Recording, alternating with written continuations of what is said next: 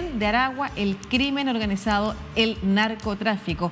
El fiscal general de Venezuela, Tarek William Saab, dijo que la intervención armada en la cárcel de Tocorón, ubicada en el estado de Aragua, donde el gobierno desplegó 11.000 agentes de las fuerzas de seguridad, ha sido un golpe demoledor al crimen organizado. Según el gobierno, varias redes criminales operaban desde Tocorón, donde se formó la organización criminal transnacional conocida como Tren de Aragua, extendida por Chile, Perú, Bolivia y Colombia. El gobierno identificó a más de 60 individuos que forman parte de esta banda criminal, según informó el ministro de Interior y Justicia, Remigio Ceballos. Confirmó este jueves que un miembro de la Fuerza Armada Nacional Bolivariana había fallecido en esta operación y otros 4 miembros de los cuerpos de seguridad fueron detenidos durante la intervención gubernamental.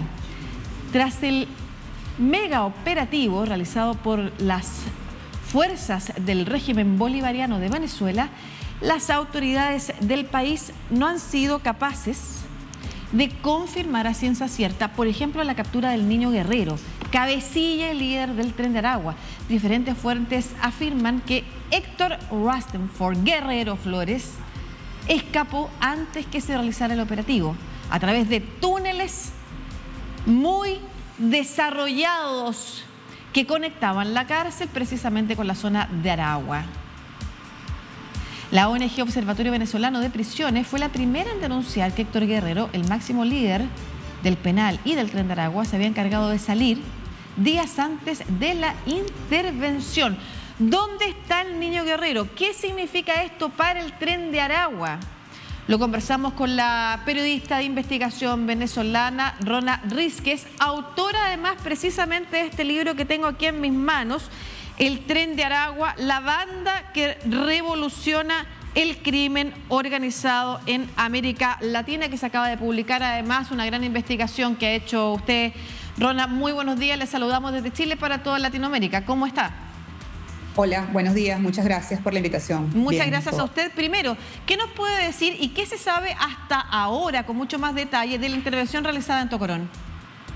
Bueno, se sabe lo que se ha anunciado públicamente por el gobierno, principalmente por el ministro de Relaciones Interiores, que ha sido la persona que encabezó toda esta operación, lo que ya comentabas de la participación de 11.000 hombres. 11.000 hombres, imagínate un ejército, es un pequeño ejército para tomar una prisión. Es algo que hay que imaginarse en unas dimensiones bastante importantes, ¿no? Luego se dice que, o lo que se ha dicho es que la prisión fue totalmente desalojada. Existe la posibilidad, según unas declaraciones que le escuché al ministro, de que más adelante, en unos meses, la prisión sea reestructurada y vuelva a albergar presos. Eso todavía no está tan claro, aunque hubo ese anuncio breve del ministro. Pues lo otro que se sabe es todo lo que pasó allí en cuanto a incautación, como esos videos que has estado mostrando, son impresionantes. O sea, motocicletas, armas de alto calibre, armas de guerra, morteros, o sea, había cosas impresionantes dentro de la prisión, un zoológico, piscina, bares. O sea, la prisión era en realidad una pequeña ciudad dentro de una cárcel. Todo esto lo contaba o lo cuento yo en el libro y ahora pues lo podemos ver en imágenes además oficiales del gobierno de Venezuela. Claro, porque usted, Rona, tuvo la posibilidad además para desarrollar su investigación de entrar precisamente a la cárcel de Tocorón. ¿Nos podría decir también cómo funcionaba el crimen organizado desde allí? Porque se señala que hoy en distintos países donde está operando en América Latina el Tren de Aragua, se tomaban decisiones que venían directamente desde la propia cárcel. Así es, en las investigaciones que han realizado los cuerpos de seguridad en Chile, en Perú, en Colombia, se identificó justamente que las células del Tren de Aragua que operaban o que operan en estos países reciben órdenes o recibían órdenes desde la prisión de Tocorón y muy específicamente del líder de la organización, Héctor Guerrero Flores.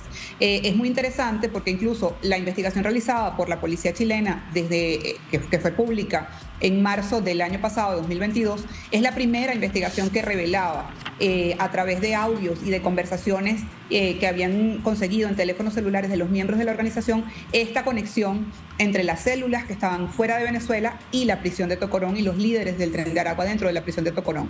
Entonces, esto fue confirmándose luego, digamos que audios similares consiguieron en Colombia, en Perú, y pues todo apuntaba a que las órdenes o el control de toda la actividad criminal se hacía desde la prisión de Tocorón. De allí la importancia de esta toma, de esta intervención de la prisión. Es bien importante lo que estamos observando, porque en América Latina se ha impulsado, por supuesto, hace mucho tiempo además, lo que se denomina por parte de especialistas como el populismo penal, y ante cualquier acción, por más incluso mínima que sea respecto de otros crímenes, pero si son el tema de seguridad del momento, entonces lo importante es enviar a la gente a la cárcel.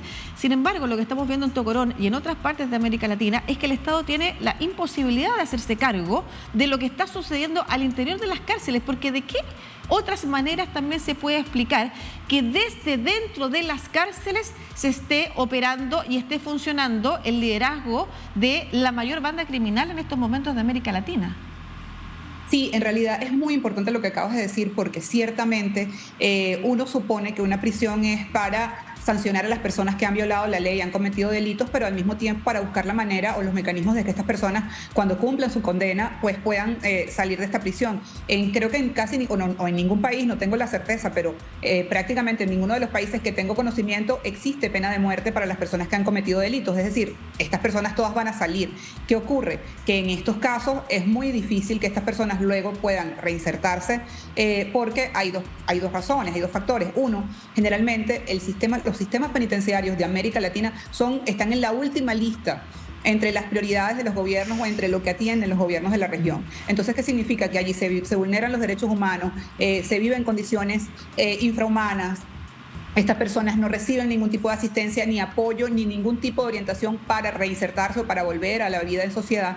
Y además de eso, en el caso de la prisión de Tocorón, pues se les permitía actuar a sus anchas en actividades criminales, tanto dentro de la prisión como fuera de la prisión. Y que en el caso de Tocorón, pues vemos cómo esas actividades se extendieron hasta América Latina. Entonces, esto que acabas de decir es clave porque significa que hay que mirar lo que está pasando en las cárceles de América Latina, no solo en Venezuela, que además no es solo Tocorón, son 8 prisiones. Tenemos que mirar lo que está pasando en las cárceles de Ecuador, en las cárceles de Colombia, en las cárceles de Brasil. O sea, hay que mirar qué está pasando, cómo se están manejando los sistemas penitenciarios en nuestra región y tomar medidas y actualizar además, o sea, adaptarse a las realidades que hay en este momento. Rona, ¿cómo se explica que haya huido o la posibilidad de que haya salido antes Niño Guerrero? ¿Dónde podría estar según tus investigaciones? Porque hay quienes señalan que podría huir para Chile, pero la verdad es que Chile parece ser uno de los países donde mejor ha funcionado la inteligencia para frenar precisamente o avanzar en investigaciones contra el Tren de Aragua. Y al mismo tiempo, ¿cómo se puede relacionar eso también con la razón por la que en este momento y no antes vemos que se realiza este operativo? Claro. Sí, definitivamente, pues esa es una de las cosas que todos quisiéramos saber, por qué, dónde está, no solamente el Niño Guerrero, sino todos los líderes de la organización que estaban en la prisión y que tenían la prisión como su centro de operaciones. No se sabe dónde están, las autoridades no han informado dónde están. Pareciera que por algunas declaraciones que dio recientemente el fiscal general y pues también algunas que ha dado el ministro de Relaciones Interiores, pues se está buscando a las personas que lideraban la organización dentro de la prisión. Es importante destacar que el primer funcionario oficial que se refiere a esta operación y menciona al Tren de Aragua es el fiscal general Tarek William Saab, porque otros funcionarios, incluido el ministro de Relaciones Interiores, no se había referido a la organización, o sea, no la había mencionado, hablaba de bandas, pero no había mencionado a la organización ni tampoco a los miembros de la organización que estaban en este momento liderando la prisión. Hubo una declaración después del ministro Ceballos en donde sí hace referencia a que el Niño Guerrero, Héctor Guerrero, ya estaba en libertad. Efectivamente, eso es cierto. Él había cumplido su condena entre finales del año pasado y principios de este año, cumplió su condena y debía salir en libertad. Sin embargo, seguía en la prisión porque desde allí controlaba toda la operación de Aragua. Sin embargo, el propio ministro dijo que pues al parecer va a haber órdenes o algunas acciones judiciales por las acciones que esta persona, Héctor Guerrero, habría cometido, incluso con estos controles hacia el crimen en América Latina. Pero hay que perdón, Rona, lo que le pregunto además tiene que ver con, pese a que no sepamos la ubicación de Niño Guerrero hoy, con la posibilidad de que esta intervención también haya sido coordinada con los cabecillas dentro de la organización ahí en Tocorón. Claro, sí, eso pues es algo que no podemos afirmar, pero lo que sí podemos decir es que mirar como cuando uno mira toda la escena, ¿no? Entonces podemos mirar si efectivamente todo estaba totalmente controlado, cómo es que consigues todas estas cosas que hay. O sea, la cantidad de armas es impresionante. O sea, si hubiese habido alguna intención de los privados de libertad de enfrentarse o de evitar esta acción, pues ahí estaban todas estas armas. O sea, ¿por qué no las usaron? ¿Por qué el gobierno decide que va a llevar o anuncia que va a llevar a 11.000 hombres si se supone que pues podían haberlo hecho de otra manera? O sea, hay como una serie de contradicciones que apuntan a que no es posible que esto hubiese ocurrido sin que hubiese al menos un tipo de conversación previa. O sea, yo no diría que a lo mejor la palabra negociar no sé si es la más adecuada, o tampoco es posible afirmar que el gobierno estaba al tanto de que estas personas que lideraban la organización iban a salir, porque bueno, vemos que había unos túneles, etcétera. O sea, es posible que se hayan escapado, ciertamente, pero lo que sí está muy claro es que debe haber habido alguien tomó la decisión de que no iba a haber violencia. Alguien tomó la decisión de que no se iban a usar las armas de un lado ni del otro, porque no se usaron ni de un lado ni del otro. Dentro de la prisión había mujeres, niños, familiares que vivían allí con los presos, y estas personas también corrían peligro si se realizaba una incursión armada por la fuerza. Entonces, eso todo es muy contradictorio y pues obviamente apunta o genera suspicacias. Sí, un fenómeno muy, muy complejo, además del que hay tanto más que conversar.